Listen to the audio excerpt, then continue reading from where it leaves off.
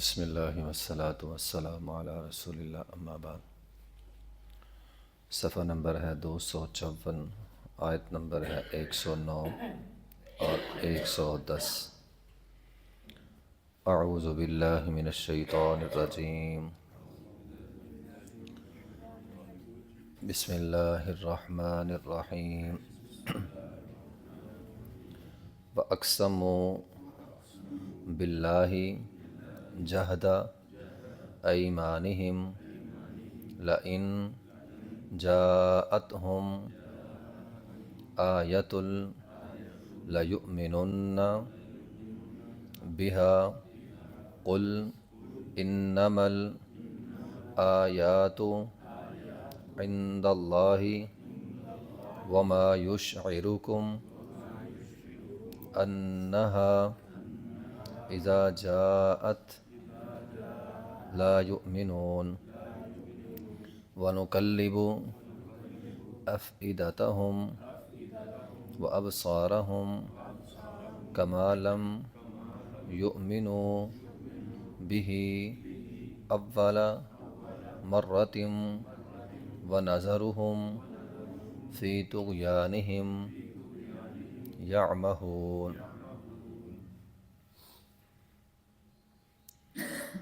وَأَقْسَمُوا، اور انہوں نے قسم اٹھائی، باللہ اللہ کے نام کی، جہد ایمانہم اپنی پختہ قسمیں اٹھانا، لئن جاءتہم اگر آ جائے ان کے پاس، آیتن کوئی نشانی، لیؤمنن بہا تو البتہ وہ ضرور ایمان لے کر آئیں گے۔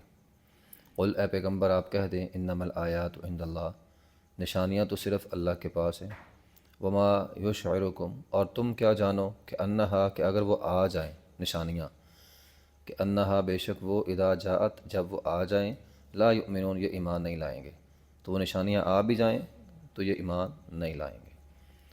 وَنُقَلِّبُ أَفْئِدَتَهُمْ، اور اللہ بدل دیتا ہے ان کے دلوں کو، پلٹ دیتا ہے ان کے دلوں کو، وَأَبْصَارَهُمْ اور ان کی آنکھوں کو، كَمَا لَمْ يُؤْمِنُوا بِهِ جس طرح کہ وہ نہیں ایمان لائے اول مرہ پہلی مرتبہ، وَنَذَرُهُمْ فِي طُغْيَانِهِمْ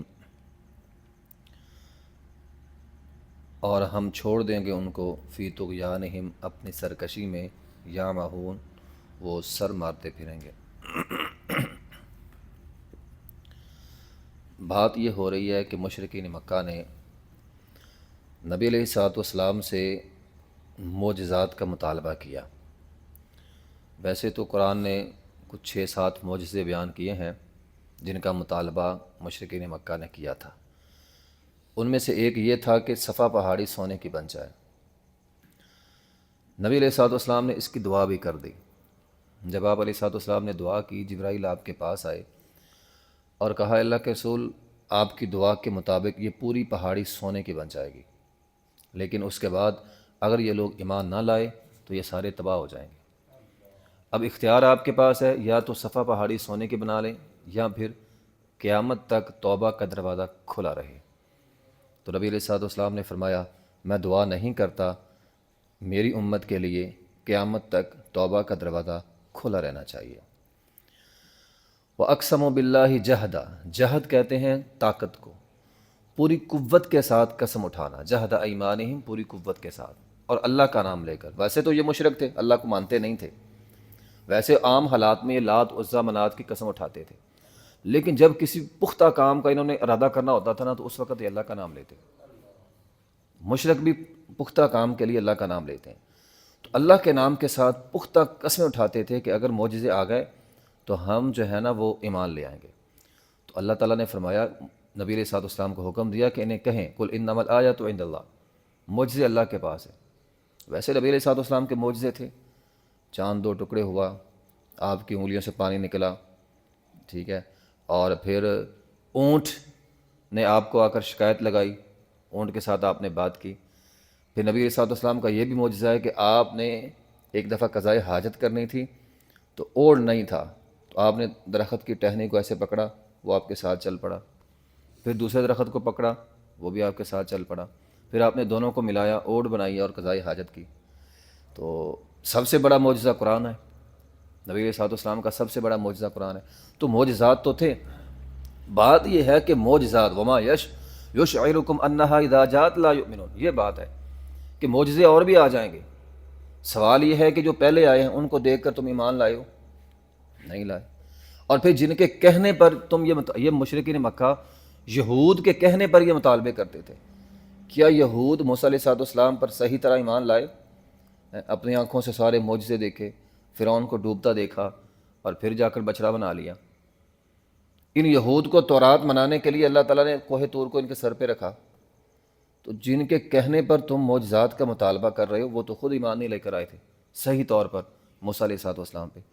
عیسیٰ علیہ السلام تو مردوں کو زندہ کرتے تھے، کتنا بڑا معجزہ ہے۔ ہاتھ سے پرندہ بنا کے پھونک مارتے تھے، پرندہ صحیح بن جاتا تھا، مٹی کا پرندہ صحیح بن جاتا تھا۔ کتنے کے لوگ مسلمان ہوئے عیسیٰ علیہ السلام پر ایمان لے کر آئے؟ چند ایک لوگ، چند حواری تھے۔ تو بات معجزات کی ہے ہی نہیں، یہ ایک ضد ہوتی ہے، آڑ ہوتی ہے کہ میرا یہ کام کرو تو میں کروں گا، اس کا مطلب اس نے کرنا ہی نہیں ہے، تو اس کا مطلب یہ ہوتا ہے کہ اس نے یہ کام نہیں کرنا۔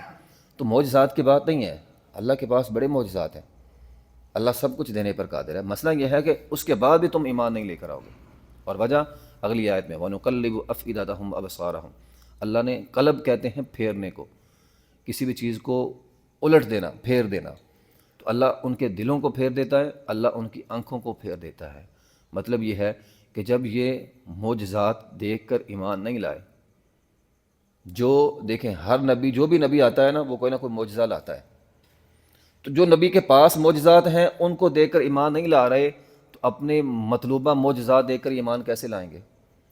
چونکہ یہ نبی کے معجزے دے کر ایمان نہیں لا رہے، اب اللہ تعالیٰ نے ان کے دل ہی پھیر دیے، اب اللہ تعالیٰ نے ان کے دلوں سے ہدایت جو ہے اس کو چھین لیا۔ قرآن میں آتا ہے نا وَاعْلَمُ أَنَّ اللَّهَ يَحُولُ بَيْنَ الْمَرْءِ وَقَلْبِهِ، جب انسان حقیقت دیکھ کر بھی، سچائی دیکھ کر بھی بات نہ مانے، پھر اللہ اس کے دل کے درمیان، اللہ اس کے دل سے توفیق واپس لے لیتے، ہدایت ہی لے لیتے ہیں، محروم کر دیتے ہیں اللہ تعالیٰ اسے ہدایت سے۔ اور آج بھی ایسا ہے، اور بہت سارے لوگ، جی اصل میں اس کو آپ یوں سمجھ لیں کہ اللہ تعالیٰ دل کب پھیرتا ہے، اللہ تعالیٰ آنکھیں کب پھیرتا ہے؟ جب انسان کے اندر کبر آتا ہے۔ یہ ہوتا انسان میں کبر ہی ہے۔ اب یہ الگ مسئلہ ہے کہ بعض کبر جو ہوتے ہیں نا وہ علم کا ہوتا ہے، یہودیوں کو علم کا کبر تھا، ہم عالم دین ہیں اس دور کے۔ بعض کا کبر ہوتا ہے طاقت کا، بعض کا کبر ہوتا ہے سرداری کا۔ مشرکین مکہ کہتے ہیں ہم سردار ہیں، ہم میں پیغمبر کیوں نہیں آیا؟ یہودیوں کو علم کا کبر تھا، ہمارے پاس علم ہے اور پیغمبر ہمارے اندر سے کیوں نہیں آیا؟ تو یہ اپنا اپنا ایک کبر ہوتا ہے، طاقت کا، ہنر کا، ٹھیک ہے، سرداری کا، علم کا۔ تو یہ کبر جو ہوتا ہے نا، ہمارے معاشرے میں آپ دیکھ لیں، آپ کسی کو سمجھائیں اور میں بڑا جانتا ہوں، مجھے سارا پتہ ہے، یہ کبر ہے۔ پتہ ہو نہ ہو یہ الگ مسئلہ ہے، لیکن جملہ بول دے گا آپ کو مجھے سارا پتہ ہے، میں سارے مسئلے جانتا ہوں، بات ہی نہیں سنے گا، میں سارے مسئلے جانتا ہوں، بس بات ماننی بھی نہیں ہے، سننی بھی نہیں، میں سارے جانتا ہوں، تو پھر ہدایت کیسے ملے گی؟ ہدایت اللہ تعالیٰ نے عاجزی کے اندر رکھ دی ہے۔ بات یہ ہے، دونوں آیتوں کا خلاصہ یہ ہے کہ ہدایت اللہ تعالیٰ نے عاجزی کے اندر رکھ دی۔ جو جھک جاتا ہے، جس کے اندر عاجزی آ جاتی ہے، اللہ اس کو ہدایت دے دیتے ہیں۔ جو میں کرتا رہتا ہے، شیطان نے بھی کیا کہا تھا؟ میں بڑا ہوں، انا خیر من، میں بہتر ہوں اس سے۔ کبر تھا اس کے اندر بھی، اس کے اندر بھی کبر تھا کہ میرے اندر صلاحیتیں زیادہ ہے، اللہ تعالیٰ نے ہدایت سے محروم کر دیا۔ تو عاجزی انکساری جب انسان کے اندر آتی ہے تو اللہ تعالیٰ جو ہے وہ انسان کو ہدایت دیتے ہیں، لیکن جب عاجزی انکساری نہیں ہو تو اللہ تعالیٰ ہدایت لے لیتے ہیں۔ تو وَنُقَلِّبُ أَفْئِدَتَهُمْ وَأَبْصَارَهُمْ كَمَا لَمْ يُؤْمِنُوا بِهِ أَوَّلَ مَرَّةٍ، جس طرح یہ پہلی مرتبہ ایمان نہیں لائے، تو پہلے انبیاء معجزات لے کر آئے تھے، یہ ایمان نہیں لائے۔ اسی طرح پہلی امتوں پر معجزات تھے، جس طرح وہ ایمان نہیں لائیں، اس طرح انہوں نے بھی ایمان نہیں لانا۔ یا پھر اس آیت کا مطلب تیسرا یہ ہوگا، کل قیامت کے دن یہ کہیں گے اللہ ہمیں واپس دنیا میں بھیج دیں، تو اللہ تعالیٰ فرمائے گا پہلی مرتبہ تم ایمان نہیں لائے، دوبارہ جاؤ گے پھر بھی نہیں لانا۔ وَلَوْ رُدُّوا لَعَادُوا لِمَا نُهُوا عَنْهُ، اگر تمہیں واپس لوٹا بھی دیا گیا تم ایمان نہیں لے کر آؤ گے، چونکہ پہلی مرتبہ تم نے ایمان نہیں لایا۔ تو لم یؤمنوا به اول مرہ، چونکہ پہلی مرتبہ تم ایمان نہیں لے کر آئے، اب تمہارے دلوں کو اللہ تعالیٰ نے ہدایت سے دور کر دیا ہے۔ تو ایک حدیث میں ہے، نبی علیہ الصلوۃ والسلام نے فرمایا ہے، دل، انسانوں کے دل اللہ تعالیٰ کی دو انگلیوں کے درمیان ہوتے ہیں، دلوں کو اللہ پھیرتا ہے۔ اس لیے ہمیں دعا سکھلائی گئی ہے، یا مقلب القلوب قلبی یا قلوبنا علی دینک، اے دلوں کو پھیرنے والے ہمارے دلوں کو دین کے اوپر قائم رکھ.